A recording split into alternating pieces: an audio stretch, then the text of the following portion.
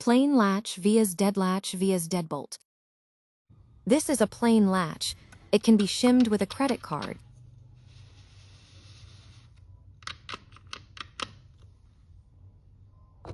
This is also a plain latch. This is a dead latch. When fitted correctly, the latch cannot be shimmed as the latch becomes dead when the door is closed and the dead latching pin is activated.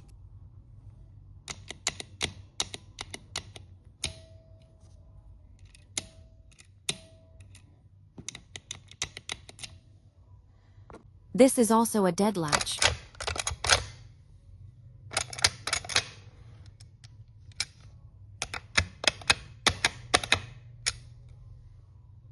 This is also a dead latch.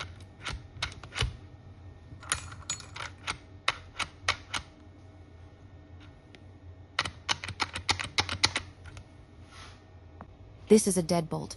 When the bolt is fully extended, it cannot be shimmed or forced back.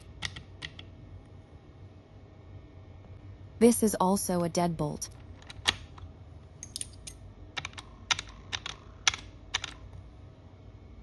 This is also a deadbolt.